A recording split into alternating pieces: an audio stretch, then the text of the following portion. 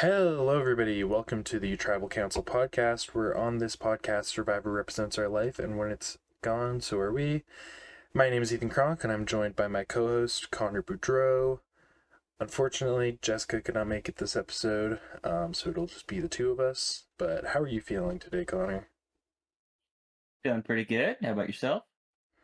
Doing pretty good. A little bit tired, but that's okay. We um, venture forward, and we talk about the boot from tonight's episode, Mike White. I feel like there's a lot to talk about when it comes to Mike, between how he was actually taken out this episode, which was pretty crazy, to some of the sort of outside the season drama that's been revealed that since he's been eliminated.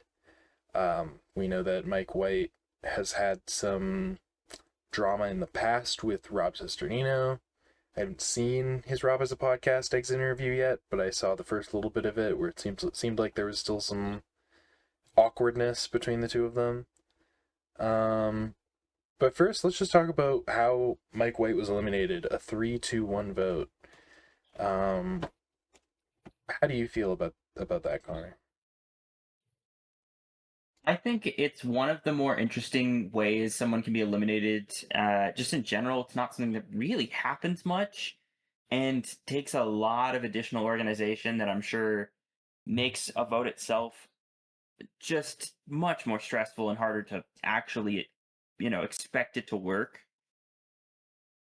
Solely off that, it's just impressive on the part of Christian, but we'll get more into that later.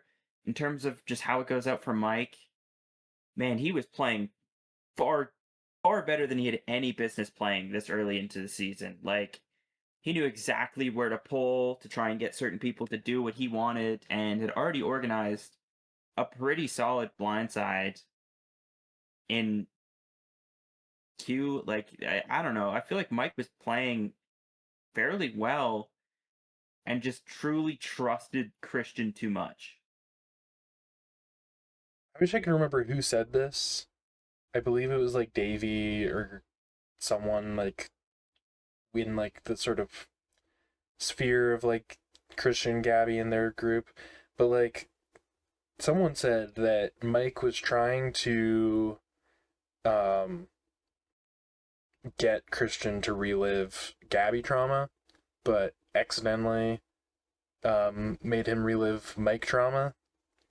The way that on David vs. Goliath, Mike was able to spin a narrative to get what he wanted, um, and Christian recognized that, and it's one of the reasons Christian was such a major target throughout the entire season was Mike spinning these narratives that Christian is going to win the game if he makes it to the end, and we have to target Christian. Um, so he recognized that that's what was happening to him, um, and he put his feelings about the Gabby situation aside and went, Mike, he's dangerous, and it really was just Christian was able to see through what Mike was doing, and it ended up being Mike's demise. Ultimately, though, it's a blessing and a curse to see Mike go so early. On the one hand, Mike is such an entertaining player, and I'd just love to see him on my screen, um, as much as possible. But on the other hand, he brings with him this weird advantage of a lot of people potentially being hesitant to vote him out due to potentially wanting a White Lotus cameo or whatever that could have been maybe like I don't know, that having an effect on the game kind of sours things for me. So the fact that he actually did end up going relatively early because Christian, somebody who's already had a White Lotus cameo, I believe, um, led the charge against him, I think is an appropriate end for him this season. Because as much as I love Mike and would have loved to see him for longer, he's a great confessionalist. I would have hated to see him go far just because people want the cameo. It's just that to me wouldn't have been very fun. Um, Any more thoughts before we move on? Oh, think that wraps up pretty well. All right. Well, not much to talk about with this next player. Tiffany Nicole Irvin. Zero confessionals. Did she get like anything at all this episode? I don't think so. Went on reward. No, she didn't. That's about it. Oh, you know what? Yep, No, she did. that tribe won. She That did tribe go won on. reward, and she got no confessionals. She did go on reward. Okay, that is true. Um, well, yikes. Okay. Yeah, big yigs. Kala went on reward and got less confessionals than Zach Brown has. Yeah. Okay. That's Not to obviously the mention, big thing. Tiffany has fewer like confessionals total than Zach Brown this far into the half, season. half the season. It's insane. Um. Yeah. Embarrassing. Not much else to say. We move on to Angelina Keeley, who I just feel like we didn't really hear much from her this episode, despite the fact that she went to tribal. I mean, she got two confessionals. You know, I believe one of them was pre-tribal, though, if I'm not mistaken. So that's, if I'm correct about that, that would be one. Sorry, not pre-tribal, pre-immunity challenge. But that would be one confessional leading up to tribal council, where she talks about how she wants to work with Mike and Christian. So, you know, not a considering what actually ends up happening, not a great um not a great confessional to have anyways. And just she got a zero confessional episode in episode 2. She's not really getting a ton of content this episode despite going to tribal, and the content she's getting isn't necessarily flattering. So for those reasons I have her all the way down here. But what do you think of Angelina so far, Connor? I mean, you kind of nailed it on the head, I think, with the she got one early confessional and one kind of leading into tribal.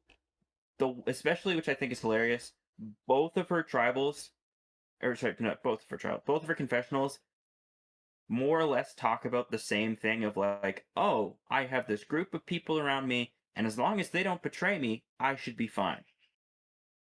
Mm-hmm. Which I think can be summed up very well by the fact that I guess she's not necessarily entirely betrayed by what happens, given, any plan that keeps her on the island is technically a good plan for her. But she does, however, lose one of the two people that she mentions in her confessionals not having to turn on her, because the other person she mentions in that confessional does kind of turn on her and turn on the other person that she is kind of depending on. So, like, you know, I feel like Angelina's whole game kind of collapsed. If there was any hope at all, it might have just been thrown out the window. And Yeah. Not, I, it's just not great. not to mention, like, I mean, she has a confessional after Mike brings up the Emily plan, but the only person she actually brings up as a potential vote this episode is Stephanie, who doesn't even end up being one of the 3 people to receive votes. So, all in all, I just don't really see it as great content for Angelina, and it sort of keeps her down here in second last. So now we talk about Camilla. Uh, Camilla supposedly got 2 confessionals this episode, but the only one that I'm seeing or remembering is just about Rizzo's Mickey Mouse impression. So I don't know. That's not that's not exactly like super insightful content for Camilla. And again, 5 total confessionals for new area standards. I think that technically constitutes a purpling at 1.25 average confessionals. So, you know, if you're gonna get purpled, you're gonna be low on the list. That's just how it goes. But is there really anything to say about Camilla right now, or can we move on? No, I mean, Camilla's kind of just there right now. Unfortunately, it's just she isn't really doing much. Confessionals, not existent. And, you know, it's a shame because I'm sure more Camilla time on our screen wouldn't really upset too many people, but we get what we get. Don't get upset. Um, or maybe we do. But next up, I have Chrissy Hoffbeck, also 5 confessionals total. Not much to talk about with her. Got 1 confessional this episode. As far as I am concerned, It was about food on the reward, if I remember correctly. I could be wrong. I dead ass think it was just her talking about food. yeah. So. So, you know, and I'm not even talking about Zach Brand. I mean, okay, she does kind of, but like, if that's all she's here for is to glaze the reward, I mean, the last episode she got some solid content. That's really the only thing keeping her above the other 3 players we've talked about. Was that she got good content in episode 3, but she got no content in episode 2. Very limited content this episode. Not great content episode 1. So it's like, again, like really, Chrissy, Camilla, Angelina, Tiffany. Those are the players that I have as like 0% chance of winning at this point. Anyone above them could technically maybe win. Um, like there's a couple players here that still that I would be shocked, but um, I guess we'll talk about them next. Next up, I have Stephanie LaGrossa Kendrick. Stephanie's just kind of there. I don't know. She had 0 confessionals, which I think in theory could put her in a 0% chance of winning tier, but with 24 players, maybe that's different with the sheer number of people who have gotten 0 confessional episodes. I believe we're looking at like 9 total players. So I think there could maybe be a chance that this is the season where we break the streak of the winners always getting at least 1 confessional every episode. But I don't know. Stephanie, again, like I said, is just kind of there. I don't. This episode, she was involved in the Mike blindside. She was pulled in by Christian. I don't think we even really hear her perspective on it though, like at all. I So mean, she gets a confessional after being told this plan, and it's basically just her saying the plan over again. So, not really. She kind of just shows up on the tribe, and it's like, oh yeah, I guess I'm being targeted now. Oh wait, no, we're not targeting me. Oh wait, we're targeting a third person. Sure, okay, yep. no, she And gets that's Stephanie. she gets that confessional before the plan to target Mike. She gets that confessional about the plan to target Emily. Oh right, yeah. So she doesn't even get a confessional after being pulled in on the plan to vote on Mike. Yeah, you're correct. Yeah, so she's just kind of here then, as I guess a good way to look at it. I guess maybe she's in the know now. Maybe she's in the numbers now. And honestly, until that tribe doesn't go to tribal, I don't think we can officially like rule Stephanie out for now. But I basically am. I mean, yeah, I don't. I think it would take a miracle at this point for me to not rule her out. Um, but again, at least she's something.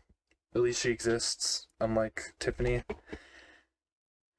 Um, but moving on, to D. Vidares. D actually also is getting purpled by New Era standards. I only just realized. So you could almost potentially move her below someone like Stephanie. 4 total confessionals, but she has gotten 1 every episode, so that is crucial. Um, I don't know. The fact that she got one confessional in the episode where like her favorite artist ever apparently is the reward and she doesn't win it. And like yeah, the confessional's about that, but like that's she gets one confessional total is just kind of it just tells me that Dee is just kind of there, just like Stephanie. She's just there. Yeah, and I mean, I don't have the same ranking as you every week. I know that sometimes we'll have difference of opinion. I actually even have D below Stephanie already. I just like, you know, everything but the kitchen sink at this point has been thrown at D in terms of what could just be more reasons to rule her out. And literally the only thing left from like completely wiping her off the face of having any chance of winning the season at this point, as far as I'm concerned, is her getting a 0 episode confessional. Like if she gets an episode with just no screen time where she is just the only person talking for a couple seconds, that would be, you know, the nail in the coffin. We technically haven't got that yet, so we technically can't say she's not going to win yet. Yeah, I guess. But I mean, there are players who have had zero confessional episodes who actually have higher on this list than her. So, um, Yeah. but we'll talk about that later. For now, talk about the next player up. I actually have Zach Brown right here at this spot. He does have three zero confessional episodes, but I do think this was quite the breakout episode for him. Four confessionals, which tied or second highest, or actually technically third highest out of anyone this episode. So really, truly a breakout episode for him. A lot of emotional content talking about his connection to the game, what it means for him to be on the show, his career. Just truly phenomenal content from him this episode. That I'm almost willing to look past the three zero confessional episodes, but that is a pretty big martyr on his, you know, potential to win the game at this point. What do you think about Zach Brown so far, Connor? I think it's quite interesting. We get to see Zach Brown really open up this episode and tell us about, his love of the game, how he recognizes everyone for who they are as players, and their many, many, many seasons of coverage over the many years of Survivor. He gets to open up about his family and how he's watched the show for ages with his family. So it's a really cool moment for Zach Brown. However, yes, this is kind of a bit. However, there is an argument to be made that he has got a better shot to come back into this game somehow and literally just get thrown in for some reason and win than some of these other players. And that is not a joke. That is genuinely where we're at within the season, is that there are certain players you can write out, and some guy that shows up as a celebrity who, if you don't know country music, you have no idea who this guy is. Uh, I'm sure Sandra said that like 14 billion times online already, and it's awesome. As someone who does know country music, it was kind of cool to see him show up, but with no other context other than just, hey, this guy sings country music. He's just a guy on your screen, and you don't know why he's here, and it's hilarious. Well, and he's taking up a third of the episode, which is annoying. There's a lot of people complaining about Zach Brown online. I think it's a little bit overblown. Like when Survivor Swifty puts out her first three TikToks about the episode, and all three of them are exclusively about how annoying Zach Brown taking up a third of the episode is. It's like, okay, can we talk about like Christian pulling off a 3-2-1 blindside on Mike or something? It's just if I feel like to be so annoyed about Zach Brown taking up a third of the episode that it takes up 100% of your thoughts and discussion about the episode is a little bit counterproductive. So we don't have to talk about Zach Brown for too long, but like, yeah, it was annoying that he took up a third of the screen time. Well, that like his segment of the episode took up a third of the episode. I think even if you're a Zach Brown fan, that should be somewhat annoying. This is Survivor. It's not the Zach Brown show, so but I don't think that it makes it the worst episode of in Survivor history like IMDb seems to.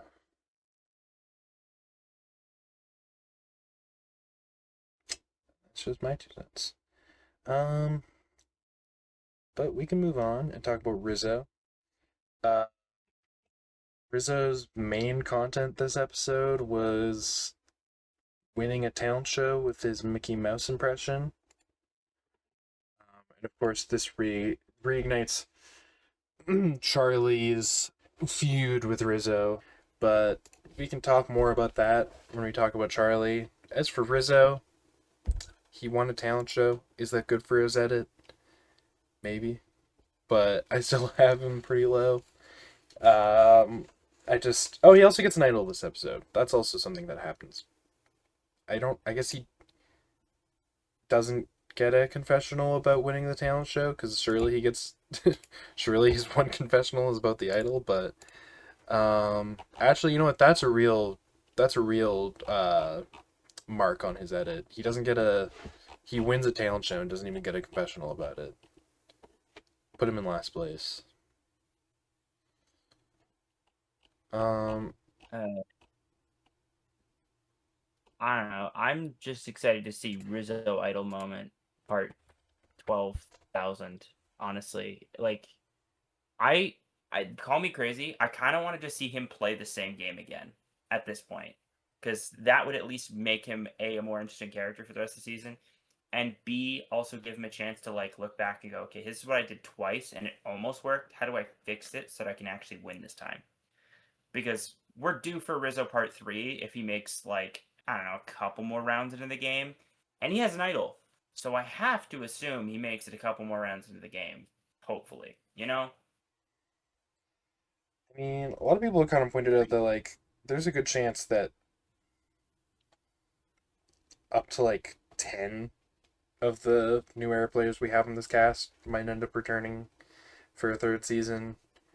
You know, Emily, I think, is fairly likely. Um, Genevieve, I think, is very likely. Joe, I think, is somewhat likely. Tiffany, maybe not. Charlie, yeah, I could see it. D, maybe not. Um, Jonathan, eh. Camilla, eh. Rizzo, absolutely, I could see that happening. Q, absolutely, I could see that happening, despite his early exit. Savannah, maybe. Kyle, probably, to be honest, with his medevac this season. I think they would want to bring him back. So, like, I see, at the very least, most of the, like, at the very least, half of the new era players that we got this season coming back for a third season. So,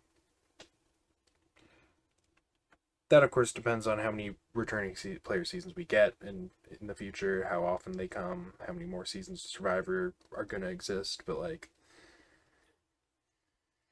truly, I think they're going to want some three-time players in the new era at some point. And if they do, like, an all new era returning player season, having, like, a third of the cast come from season 50 wouldn't be the craziest thing ever. But we shall see. Um, I don't know. Rizzo playing the exact same game again, just because it's back to back, I feel like could be kind of whatever, but it would at least be something. I guess it's better than Rizzo just being a background character, maybe. Anyways, moving on, talking about Joe Hunter. He got one confessional, and it was about Zach Brand. So, do we really need to talk about Joe? Is there? I mean, okay. I guess we do need to talk about the fact that Joe said that this is the best reward in Survivor history. Um, that caused quite a stir. People were really upset at Joe for saying that. It's just like his opinion, man. You know, you might not agree. You might think it's crazy for him to say that. I think it's kind of crazy for him to say that. But like, if he thinks it's the best reward in Survivor history, then maybe it's the best reward in Survivor history for him. I don't know. Maybe it's better than a car. Maybe it's better than Jack and Jill. I think we can all agree it's better than Jack and Jill. Maybe it's better That's than funny. maybe it's better than, you know, providing poor children in a local village with supplies.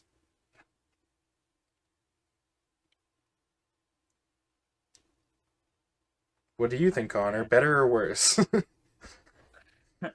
I think this. I think if we're looking at exclusively New Era, I don't know that there's any competition for it that's like blows it out of the water, really. I uh, think like you could make the argument that maybe it's probably the best New Era award, and given Joe is a New Era player, sure. But I mean, like, Applebee's. I think, I think if nah, I think this is better than Applebee's.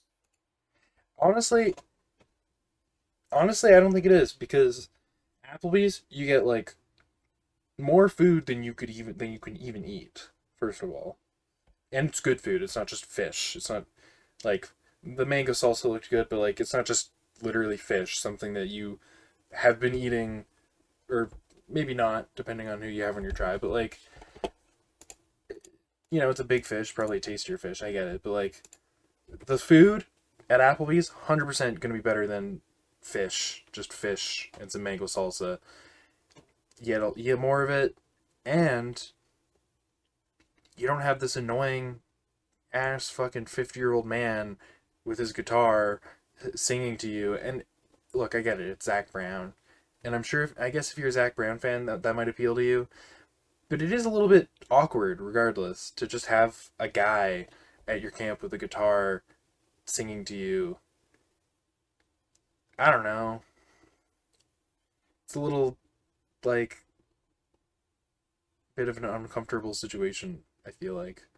So, that's sort of a drawback that Applebee's doesn't have.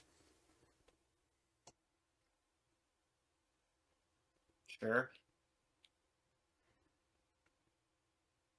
I don't know. To me, it was just like a pretty bang average reward. If you look at the grand scheme of things, I think you can, like, I think everyone can agree that that was clearly an exaggeration, or that it was just like a opinion that just people won't agree with. If I'm being perfectly honest, I think even if we're just looking at some of like similar gimmick ones, like would you rather Zach Brown concert at the sanctuary where good things happen, or like I don't know, private yacht trip with like John, with Cochran showing up for a little bit, right? And Personally, he'll I would like do. give you an advantage and strategic strategy and like one on one instead of like this large group environment, you know? I mean, the latter comes with actual game advantage too, which is kind of crazy. But like, and also, I'd rather meet Cochran than Zach Brown as a Survivor fan. But that one would also be kind of awkward at the same time. Just Cochran kind of trying to give you advice. I don't know.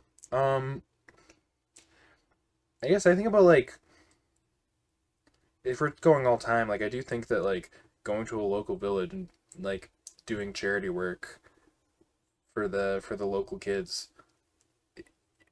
There's something about that. If we want to talk about rewards that nourish the soul, um, and rewards that I think Joe would like in particular, I think Joe would have preferred that reward, honestly, over the Zach Brown private concert. Um, I do question how big of a Survivor fan Joe is if he's seen that happen, because that is a very old school Survivor thing. But aside from that, I don't know. There have been some pretty insane rewards, helicopter rides, you know, like actual cruise ships, stuff like that. Mind you, all of those things are probably cheaper than a private concert from Zach Brown. So fuck it. What do I know? Maybe this is the best reward in Survivor history. Um, but any more thoughts about that before we move on? No, that's about it. All right, Jonathan Young.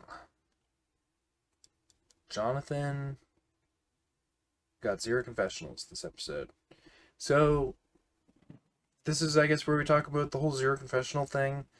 I feel like the players who got 0 confessionals this episode, aside from Tiffany, who already had one, all of them have had pretty solid edits so far.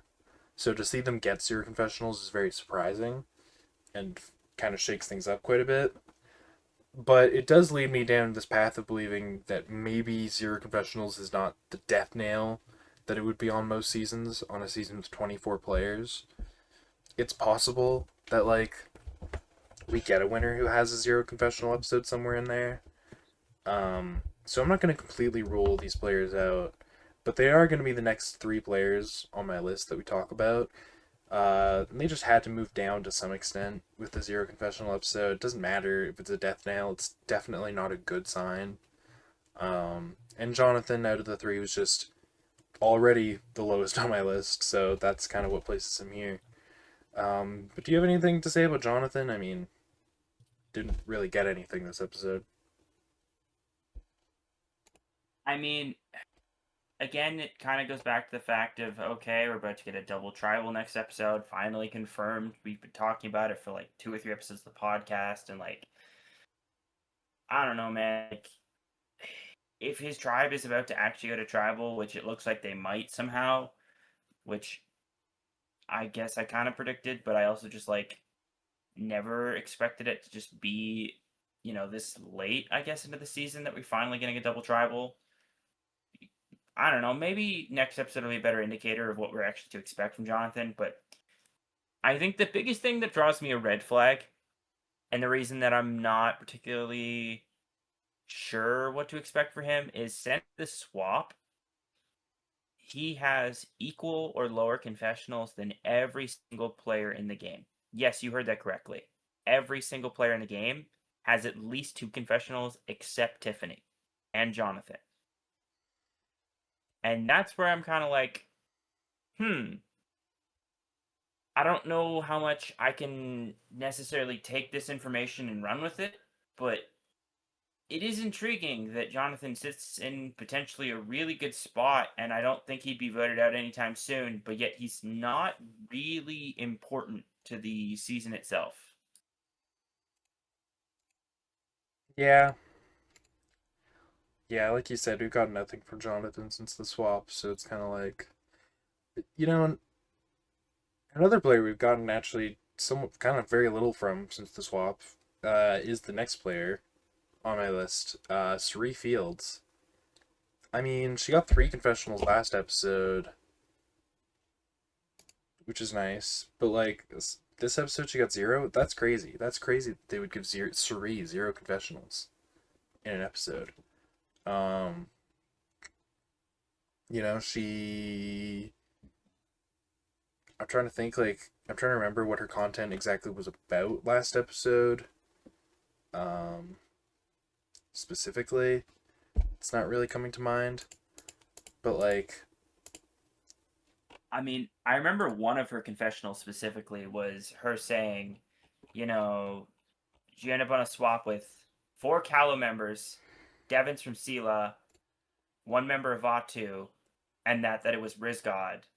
And then she said, "Lord help me," which I thought was hilarious because she specifically refers to Rizzo as the Rizgod. First off, that's awesome.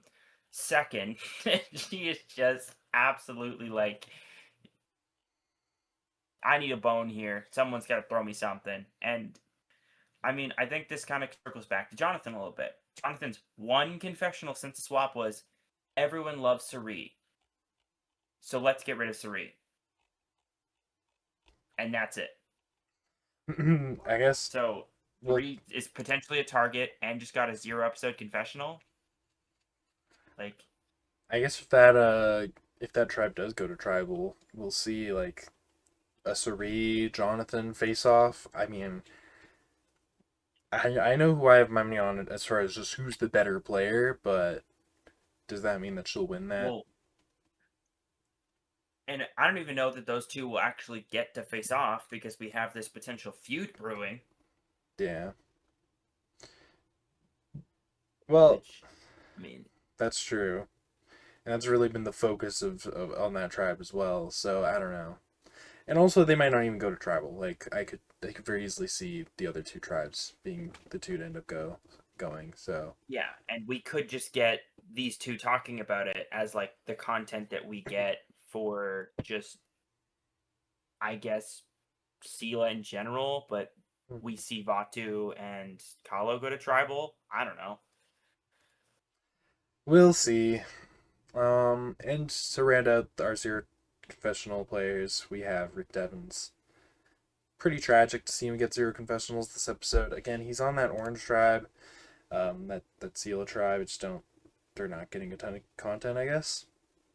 So, I mean, maybe maybe the swap tribes aren't the most important tribes to look at. So maybe someone from Sela could win, like from New Sela could win. But it does give me kind of pause to think like maybe we should be looking at the other two tribes here. And then, pre-merge, I think we saw um old Kahlo sort of be or Kahlo's blue, right? For some reason I'm having trouble remembering the season. Kahlo's blue, Sela is orange, Yeah, and okay. Vatu is the pink. Yeah. So we're looking at non-complex, the uncomplex tribes. We have Kahlo for the pre-swap, Sela for the post-swap. So we're kind of looking at someone who wasn't on one of those two tribes, most likely. But it's really going to come down to like which tribe matters more, like which phase of the game, the pre-swap, the post-swap, seems to matter more as far as the overall story of the season goes. That kind of remains to be seen. But anyways, that's just kind of a general thing I want to talk about because there isn't much to actually talk about when it comes to Rick Devens this episode. He juggled badly.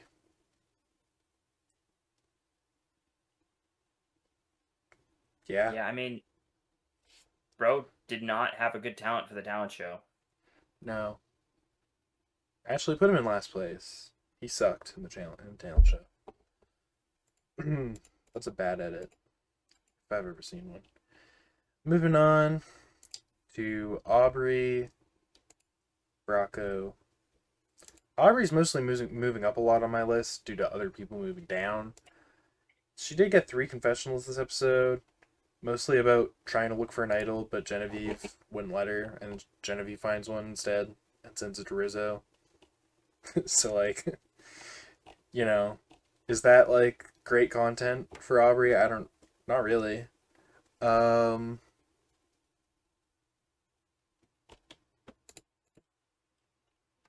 but she gets confessionals. She doesn't have a zero confessional episode. She doesn't have like overwhelmingly negative content in any of the episodes. Just some like kind of weird content, if anything. Um, but she's locked and loaded with an idol. She wants. She's got a. She's got a clear goal. She wants Genevieve gone. Um, but again, she's mostly just moving up on my list due to other people moving down, so I don't have a lot of positive things necessarily to say about Aubrey right now. But what's your read on Aubrey, Connor? I'm going to start by saying I have something very positive to say, and this is a potential hot take. I think if I'm given my favorite confessionalist so far this season, she's number 2.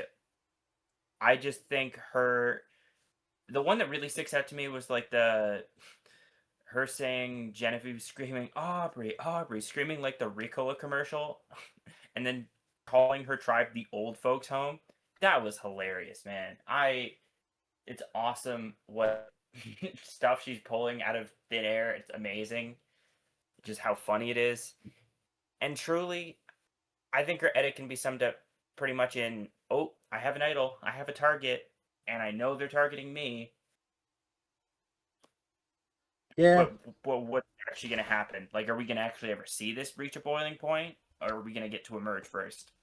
I want to And then say it just won't essentially matter. Genevieve and Suri have been pretty great confessionalists. So is Mike. I'm sure Christian is probably number 1 for both of us, but Yeah. Um. So okay, Aubrey, good confessionals as far as entertainment value. Does that mean really anything for her winning chances? Not really, but hey, it's something to justify her being on this cast at least.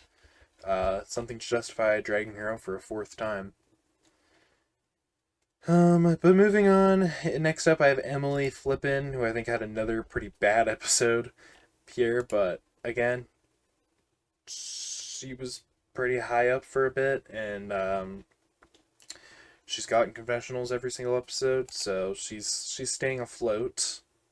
I could easily see her moving down though, as she continues to just not play very well.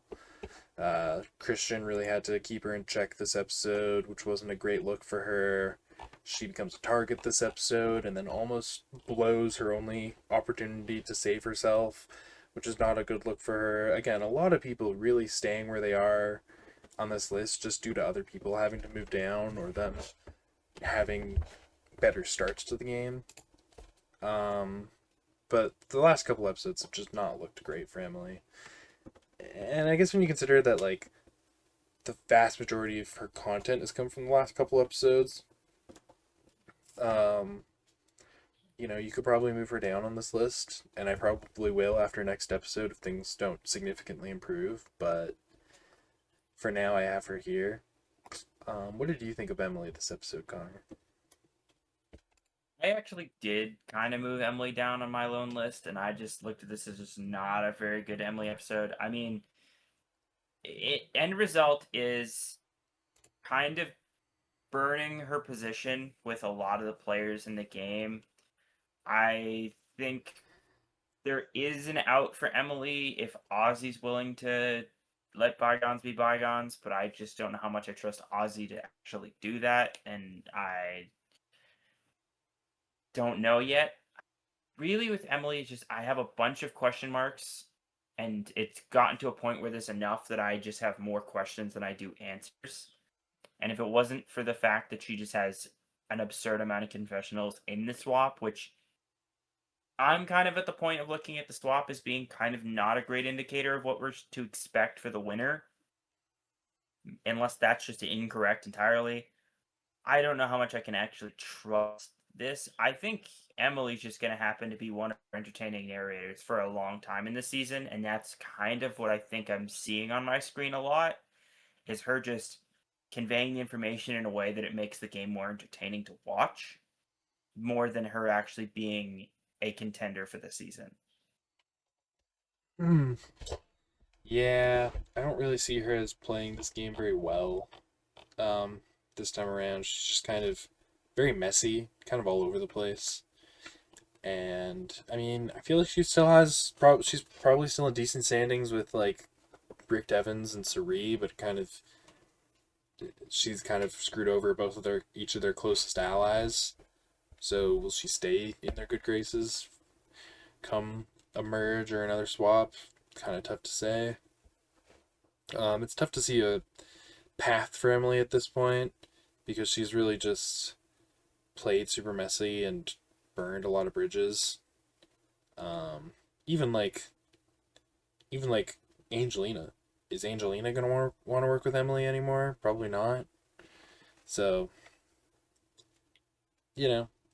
not a great look for Emily.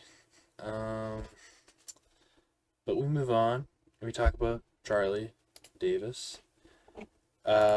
Now Charlie, again, this episode, most of his content, or kind of all of his content, was centered around his rivalry with Rizzo. And I guess we'll see that come to a head eventually, but honestly, I don't think Charlie is winning this battle in his wildest dreams. Clearly he's decided Rizzo will be his rival forever and always. And don't get me wrong, I get it. He's haunted by his past with Maria, and now he's seeing red. But I think if he wants to get to the end game, he's going to have to shake it off, because here at the Tribal Council podcast, we know all too well how quickly karma can come for you. I see you're taking a page out of my book from last week, and I love it. And yeah, I think you said it pretty well. I think at this point, Charlie has his head wrapped around something that just he is so obsessed with this one little factor of something that Rizzo says that we see for like 10 seconds on our screen in a flashback scene to a night camp like interaction that we can't even really see face we're seeing talk other than just they use the night vision camera. So like I would love to say that, this is something that I see Charlie being the, you know, superstar usurper of Rizzo, and that's how we build this Rizzo legacy. Is it took one of the best runner-ups of the new era to take him out, but like I'm kind of leaning it's going to be the opposite potentially at this point until we get more evidence otherwise. And like, oh man, it would be funny to see one of the best new era runner-ups just kind of get like toppled by Rizzo because of potentially a very silly reason. Wouldn't that be a fun world? I think the word silly kind of sums up everything about Charlie's game for me right now. Because I'm just not, I don't know. He just won't shut up about how much he hates Rizzo, how Rizzo is his, like, biggest enemy. I don't know, arch nemesis. It's stupid to me at this point. It all comes off so, like, almost performative to me. Again, do I have a ton of positive things to say about Charlie right now? Not necessarily, but he had to move up because other people had to move down. And the fact that I'm saying that about my number 6 player at this point in the game, I'm like kind of concerned. I'm like, does anybody have a good edit so far? I think there's 3 people truly who have had like a pretty clean, good edit that I don't know. Is shaking out to be a weird season, which I guess is cool. It's fitting for a new era season, but and for a 24 player season and a returnee season, and there are a lot of reasons for this to be a weird season, but oh boy, is it a weird one. Any more thoughts about Charlie before we move on? Not much other than just, I don't know, man. Charlie is again also just gave us a really good confessional that I wanted to throw out there. Again, him just, I guess it's not even a confessional. Him just like making fun of the girls for saying that he lost when he literally got like destroyed by Jonathan in a fight was kind of fun. But I don't know, man. It's very all over the place and doesn't really give me a clear cut like I what to expect at this point. Do you think that them deciding to show the talent show and them showing Rizzo beat Charlie in the talent show is foreshadowing for Rizzo beating Charlie in the game of Survivor? I'm gonna say yes. I think that's what we get. I think we get idol play from the RIZGOD Riz God baby. And it knocks out Charlie. That would be tragic. Um, Moving on to Ozzy Lest. Um, Ozzy. Again, I don't have a lot of positive things to say about Ozzy. I mean, he got blindsided. They took out someone who he really wanted to keep in the game, and I don't know. He wanted Angelina gone. He was the one in a 3-2-1. That's never a good sign. Uh, I don't know. Can you give me something positive to say about Ozzy? Uh, Honestly, I'm gonna say a couple things right off the bat that might not necessarily be something you agree with, but I think they're positives.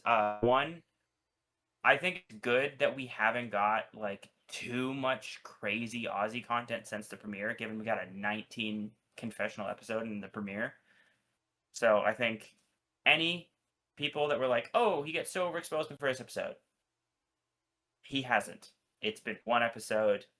Shit happens. He was at like every possible avenue to get extra confessionals, and he's just not at this point, which is good, I think. And the other thing that comes to mind, he has an idol, he has a diehard alliance. Like, yeah, he's not currently with said diehard alliance, and yeah, I don't know how much I trust what we've actually seen from his abilities to use an idol in Survivor history. But I mean, look, he has a couple of things going for him that should keep him safe if he manages his gameplay well. That being said, that requires him to do something that I don't know that he does. Yeah, I almost would have liked to see him get maybe like one confessional this episode, just seeing how bad of an episode it is for him from a gameplay standpoint. I feel like they could have maybe hidden him a little bit more to sort of protect him in the edit. Um, I don't know. But I mean, he does only get 2 confessionals, so it's like not the worst thing ever. Again, he had to move up because other people had to move down. I could have put him maybe below Charlie, but it's tough. I'm really gonna have to reevaluate what I consider a contender to be after next episode if things don't significantly improve for some of these players. Now moving on to Coach Wade, I feel like a lot of his content this episode was about Zach Brown. Am I wrong about that?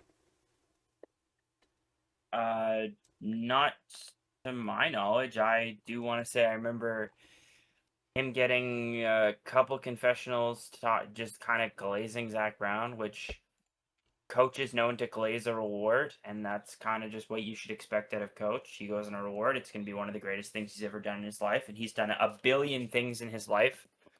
Oh yeah, he's probably met Zach Brown like before. honestly, he's probably met everyone before at some point, and they just didn't realize it. It's Coach. He's just done it all. And you know, I will say props to Coach for knowing the exact type of tuna that was there. That's cool. You know, I think it was a reward for Zach Brown to be on the same beach as the Dragon Slayer. Honestly, yeah. I think the true winner of this episode is again Zach Brown. But I think if there's a second winner of this episode, it's Coach for knowing what tuna that was and having one of the greatest rewards of his life. And he was on that Jack and Jill reward. He was on for that incredible all-time reward. This topped every reward ever, apparently. So, like, to beat Jack and Jill is saying a lot. True. And I'm sure Coach probably had a blast with his ahi tuna and Zach Brown acoustic concert. Oh, it was ahi tuna? That's like the only kind of tuna that I know, so if I had to guess. Yeah, it was ahi tuna. Yep. You know, cool beans, Coach. Good for him.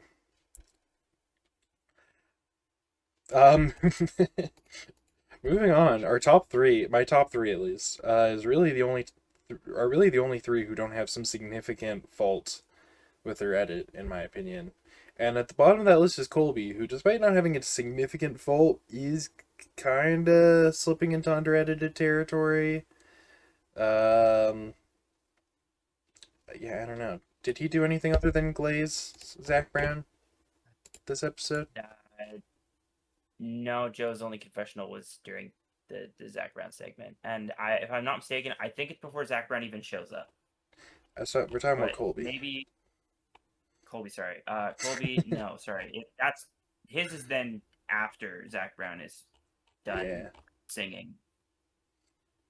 I mean, he gives a really long confessional, and he gets a little emotional, but which is nice. I don't remember there being much else to the episode for him. I know that there's apparently a little bit of additional content that was cut about him asking Zach Brown things, but I mean, that really doesn't change much for me at this point in time. I don't know. Yeah, just a solid edit. Not much to say about him this episode, but he's gotten good content for the first couple episodes, and that's keeping him up here. And again, nothing really to fault him for in the edit so far. And he hasn't been to Tribal, so if he's getting under edited a little bit, that's not the end of the world by any means. But somebody else who hasn't been to Tribal, but certainly isn't being under edited, we have Genevieve Mushaluk. Genevieve found yet another idol this episode, and yet another idol that she cannot actually use.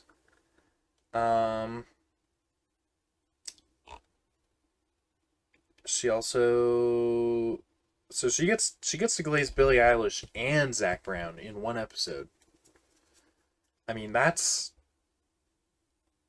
seriously puts the rest of these players to shame as far as glazing celebrities go, and I think that maybe does play a role in her edit. I don't know. Finding that extra idol after Aubrey is like, I want Genevieve out of the game. I'm gonna go find an idol. Feels like great content. I believe this was our quietest Genevieve episode overall, especially if you cut the Zach Brown content out of it.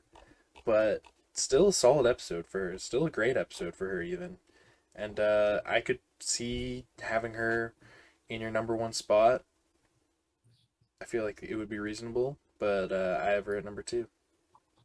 But what do you think of Genevieve, Connor? Yeah, I do still currently have Genevieve in my one spot, and again, it's not necessarily even because I think Genevieve is like more warranting of the one spot more than just I'm concerned about the player that should be in every other person's one spot being like at a point of like panic mode because we've seen too much, but we'll leave that for Christian. Genevieve herself, again, strategically playing great. Socially, seems to be doing pretty solid.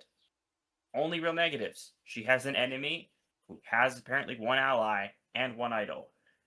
And yeah, finding 2 idols is incredible. When you're playing on a season that you can't even use either of them unless someone else gets voted out with them, doesn't spell great things for that player themselves. Really, what needs to happen is Genevieve needs someone to get idled out. Or go on with an idol in the pocket, yeah. Yeah, voted out with an idol, and then Genevieve's game really kicks into high gear because then you go, okay, any concerns that she had that she was going to lose that feud immediately go away.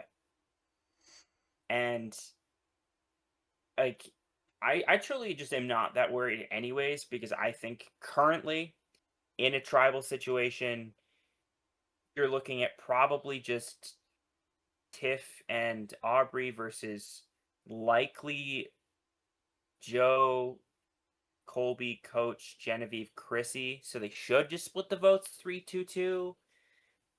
I don't know. I'm really not currently of the spot, like of the mindset that this is anything to worry about. But that again, if I have to point out one negative for someone who is truly top contenders, that's what comes to mind is they forget to split a vote and then Genevieve gets idled out. I mean, not that I know that this technically matters, I guess, but Colby currently doesn't have his vote, I believe. You are correct. He still doesn't have his vote. So then I guess it would be just a 2-2-2. Yeah, I mean, yeah, it'd still just be a 2-2-2 unless there's somebody else who I'm forgetting has lost a vote, but I don't think there is. No, he's the only missing vote as of right now. Yeah, so should still just be a 2-2-2, but that does make things a little bit easier for Aubrey and Tiffany if they're able to somehow pull in one person. But like, and that person maybe is Chrissy randomly, I don't know. Or like, yeah, I don't know. It's tough. I think Genevieve should be okay if her tribe goes to tribal council, but I could see a world where something crazy happens. So that's kind of what's keeping her at number 2. Because if she loses that feud with Aubrey, obviously that's not good for her, and that's great for Aubrey. So whichever those 2 win that feud is gonna get a pretty massive boost in the rankings. As for somebody who currently doesn't have a feud with anybody, but might start in the next episode after what he just pulled off, my number 1 spot, I do have Christian Hibiki. He's probably overexposed. He's probably a decoy winner at it. probably maybe a dragon for someone to slay and go on to win. But Christian is great. I love Christian. This was a great episode for him. He gets some great, just dramatic content. Pulls off a 3-2-1 vote. The faces that he makes to Emily as she's talking to Ozzy to try to get her to shut the fuck up, were just top tier television. We get a lot of focus on like how his previous season went as well, which I think is good. Just great content all around for Christian. And honestly, like 29 confessionals is a lot, and 3 episode titles and 4 episodes is a lot. But he's also gone to all 4, I should say, tribal councils that have happened so far. So, you know, that somewhat justifies it. But again, so is Emily, so is Ozzy, and they have a lot of confessionals, but neither of them have 29. 29 is crazy. So if you want to argue that Christian's overexposed, I can't exactly argue against that. Yeah, that's definitely one of my biggest concerns at this point is like, oh my god, he has been on our screen so much. And that's not a bad thing. We love Christian. Christian's amazing. He's the most entertaining person that's existed the entire season, every single episode, arguably. And it truly just a worry of he's at 7.25 average confessionals per episode. He has been to every single tribal, so when he stops going to tribal, how much will that matter? Um, does Christian ever not go to a tribal, or does he get voted out at a tribal having never been not to a tribal within an episode? Like, there's so many things that could genuinely happen with how Christian goes, and again, I'm not hitting the panic button completely yet, but I have definitely had him off of my top spot for 2 episodes now because I am starting to worry a little bit. The big thing that really gets me is like he gets the confessional after the challenge, and then just all of his confessionals are all like back to back to back to back to back, trying to figure out this vote plan. So I don't know. There's this episode I almost weirdly think wasn't as good as maybe it was. Maybe I'm underrating it for Christian, but I almost think this is kind of just like a meh episode for him. He does pull off an incredibly difficult vote, which just in general, a 3-2-1, hard to do, very difficult task, tall order for sure. But then like he also burns one if not 2 bridges potentially. And like I don't fully trust that Stephanie or Emily won't flip on Christian in I don't know, near future. It's weird, man. Like there's a lot of little mini things that are starting to add up as to why I could see how Christian doesn't win, and it's You have to understand grasping though, at straws a bit, but I don't know. if he votes out Emily, he burns his bridge with Ozzy, and he has to explain that to Suri and Rick Devens later on.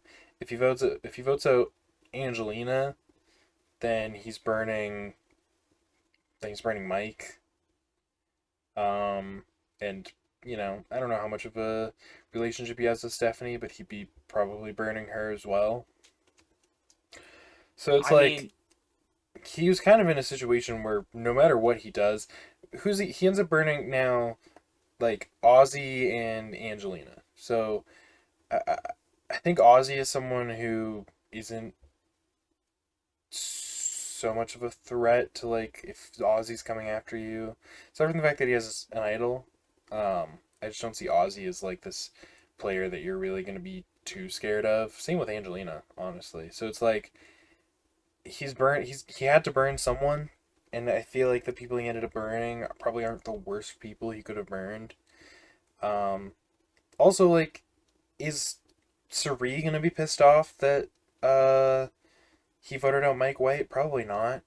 And if Suri wants to keep Christian around, I don't see Ozzy going against her.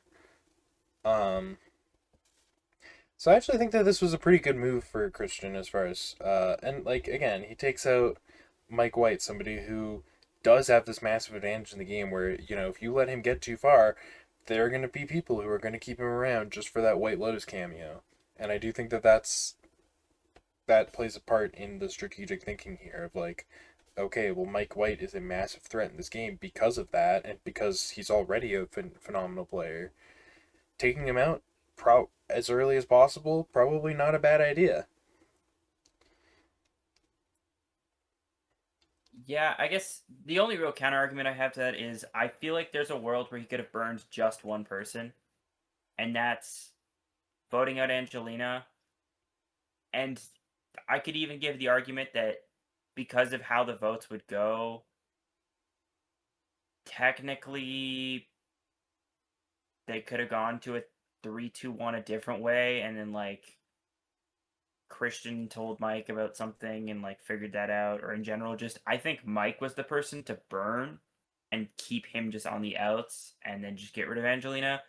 But again, that's very nitpicky. It's again, we are having to grasp with positive reasons why Christian might just not win this season when he has clearly been, again, the most entertaining player, the most strategically involved player, the most socially involved player, the most dominant in terms of just general screen time and just everything else.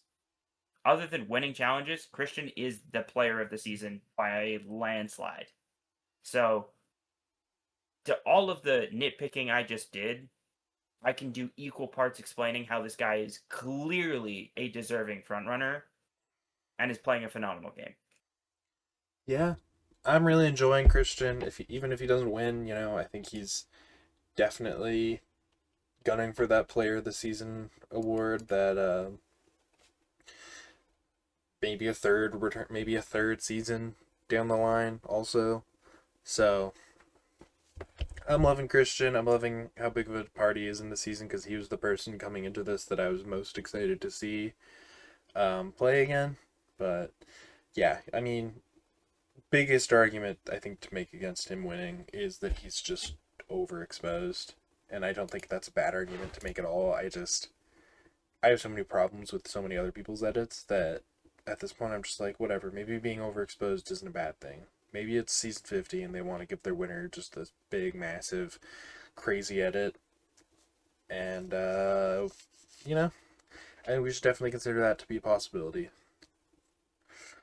But that being said, before we wrap things up, any final thoughts to contribute?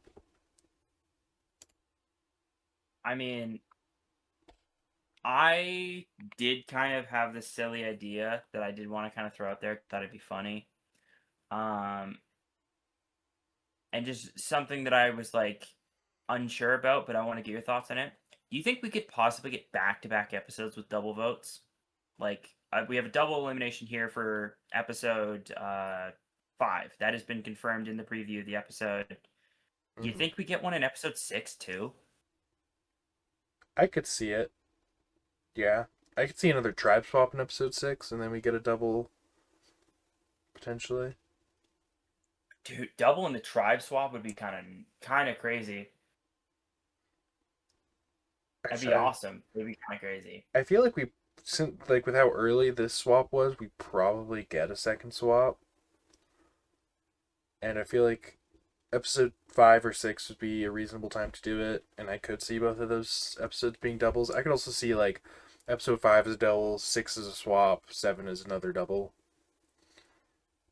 and so that gets rid of in total 5 more players. So we'd be down to 15. Jeez. um. Insane that we still have that many players left. Yeah. Oh man. Yikes. Yeah, Jesus Christ. Surely there's going to be a surprise and this is like at least a 14 episode season. I don't know. But yeah, no, I could definitely see that being a possibility. I wouldn't rule it out at all, especially we got if we got 3 single elimination episodes back to back to back, that in of itself surprised me. If we were to get 2 double eliminations back to back, that would not surprise me at all. I almost expect it at this point. So, yeah, for sure. But that being said, I don't think I have really too much else to add about the episode. Pretty okay episode overall. I think the Zach Brown of it all was definitely weighs it down a little bit for me, but everything else about the episode was great. The talent show, the lead up to Tribal, Christian's 3-2-1 against Mike White, all phenomenal Survivor content. I can't complain too much, really. And I'm excited for the next episode. I hope all of you are as well. But with that being said, the pod has spoken.